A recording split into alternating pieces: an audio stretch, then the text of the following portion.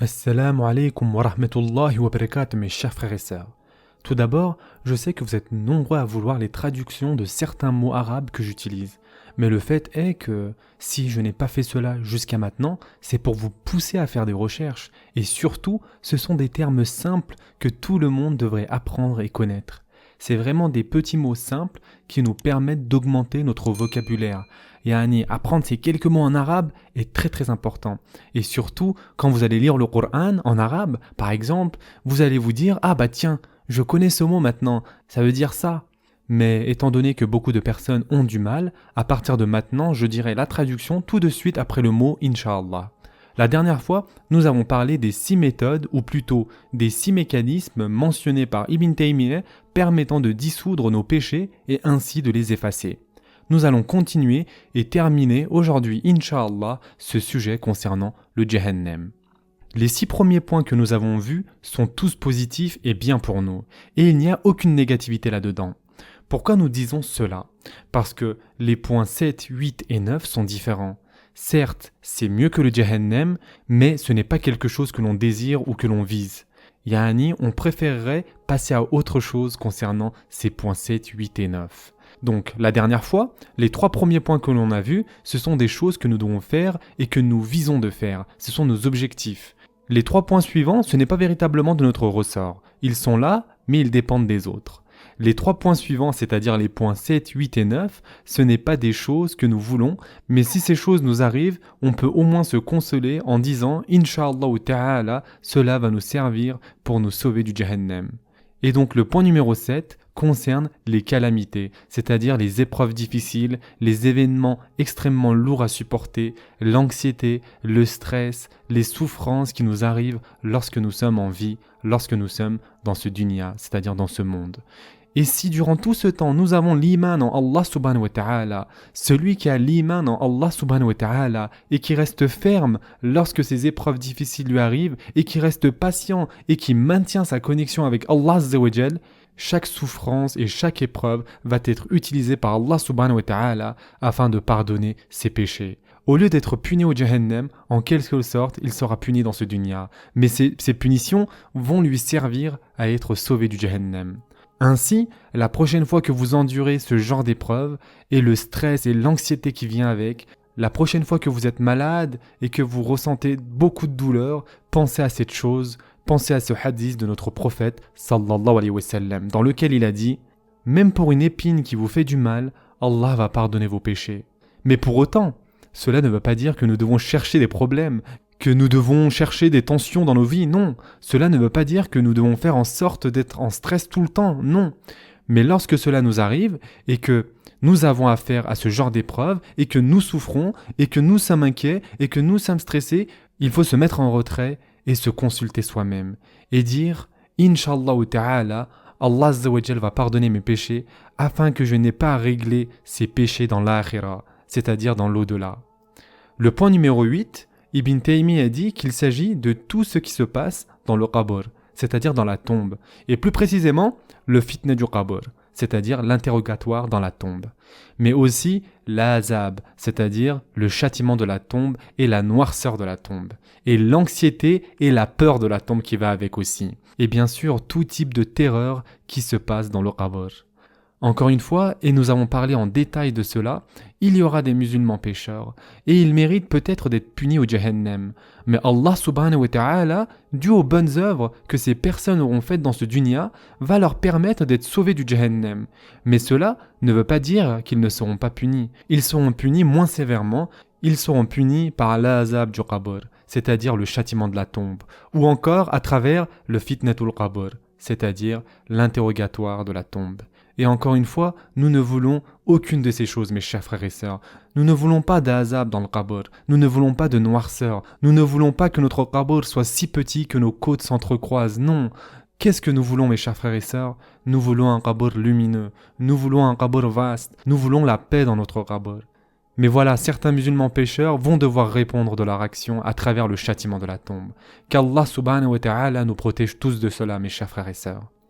Le point numéro 9 concerne l'anxiété, la douleur, la souffrance, la peur et la terreur lors du jour du jugement.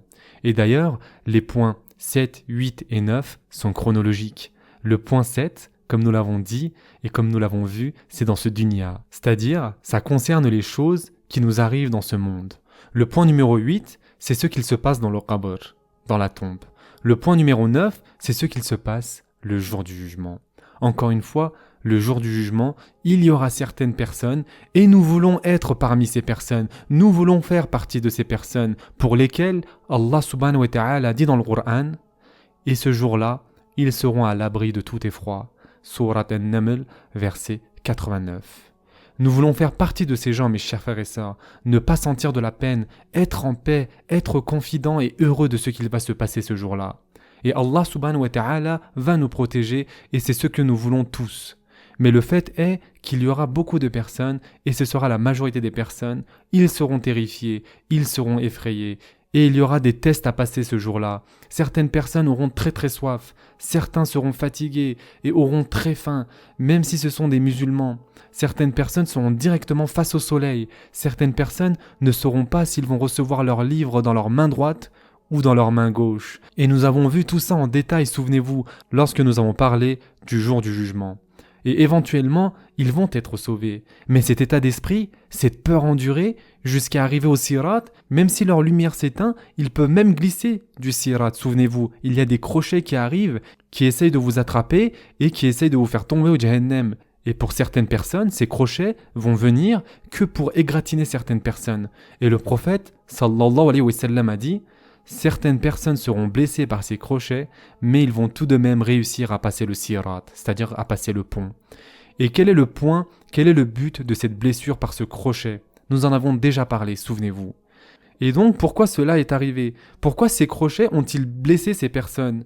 Tout simplement parce que ces personnes ont mérité cette punition. Ils ont mérité ce châtiment. Peut-être qu'ils ont bafoué les droits de quelqu'un d'autre. Ou encore, peut-être qu'il a dit des méchancetés sur d'autres personnes et il a dit des choses fausses. Peut-être qu'il a accusé à tort et à travers des personnes. Peut-être qu'il a volé l'argent de quelqu'un. Peut-être qu'il a fait quelque chose tout simplement qu'il n'aurait pas dû faire. Et il mérite d'être puni. Mais grâce aux bonnes œuvres qu'il avait, les crochets vont arriver et juste le blesser et le laisser partir et non l'attirer et le faire tomber au Jahannam. Et donc cette blessure, cette égratignure, c'est son kafara, c'est-à-dire c'est l'expiation d'un péché ou le rachat de son péché si vous voulez pour être sauvé du Jahannam. Et donc le point numéro 9 concerne tout ce qu'il va se passer le jour du jugement. Et enfin, le point numéro 10, c'est ce que l'on désire, mais bien évidemment, on peut seulement demander de l'avoir.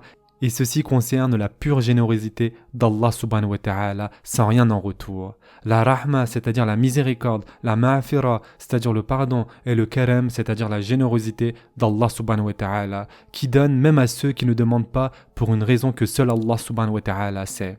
C'est quelque chose qui arrive et seul Allah subhanahu wa ta'ala décide de donner à qui il veut. Même certaines personnes qui n'ont pas demandé le pardon d'Allah subhanahu wa ta'ala, pour une raison que seul Allah subhanahu wa ta'ala sait, il va les pardonner. Car Allah subhanahu wa ta'ala sait ce qu'il y a dans les cœurs. Et donc, avec ceci, nous avons terminé les 10 points d'Ibn Taymiyyah. Et donc, résumons rapidement ces points. Les 3 premiers points, ce sont les choses que l'on vise. Ce sont des objectifs à atteindre. Donc le point numéro 1 est l'istighfar, c'est-à-dire la demande de pardon. Le point numéro 2, c'est le tawbah, c'est-à-dire la repentance. Le point numéro 3, ce sont les bonnes œuvres qui effacent les mauvaises actions. Le point numéro 4, ce sont les du'a, c'est-à-dire les invocations des croyants pour d'autres croyants. Le point numéro 5, ce sont les bonnes œuvres faites par des croyants pour d'autres croyants. Le point numéro 6, c'est la shafa'a du prophète sallallahu alayhi wa sallam, c'est-à-dire l'intercession du prophète sallallahu alayhi wa sallam. Les points numéros 7, 8 et 9, nous ne voulons pas être dans cette situation. Le point numéro 7 concerne les épreuves et événements difficiles qui nous arrivent dans ce dunya. Le point numéro 8, c'est le fitna du qabr. Le point numéro 9, c'est ce qu'il va se passer le jour du jugement. Et le point final, le point numéro 10, c'est la ma'afira d'Allah subhanahu wa ta'ala et c'est ce que nous devons viser. Et donc, nous arrivons, mes chers frères et sœurs, à la conclusion de cette longue série. sur le Jahannam. Nous demandons à Allah subhanahu wa ta'ala avec tous ses noms. Nous demandons à Allah subhanahu wa ta'ala car nous croyons en Allah subhanahu wa ta'ala. Nous demandons à Allah subhanahu wa ta'ala en tant que ceux qui témoignent de la ilaha illallah Muhammadur Rasulullah. Nous demandons à Allah subhanahu wa ta'ala en tant que ces personnes qui prient régulièrement et qui prennent ses ablutions. Et nous demandons à Allah subhanahu wa ta'ala en tant que personne qui donne en charité et en tant que personne qui jeûne uniquement pour l'amour d'Allah subhanahu wa ta'ala. Nous demandons à Allah azza wa jal de tous nous sauver du feu du Jahannam, mes chers frères et sœurs. Et donc, avec ceci, nous avons terminé notre longue série sur le Jahannam. Et Inch'Allah, à partir de maintenant, nous allons commencer la série sur le Jannah. Qu'Allah subhanahu wa ta'ala nous permette à tous de faire partie des habitants du Jannah, mes chers frères et sœurs. On va s'arrêter ici pour aujourd'hui. En attendant, prenez soin de vous, mes chers frères et sœurs, et à très prochainement, Inch'Allah.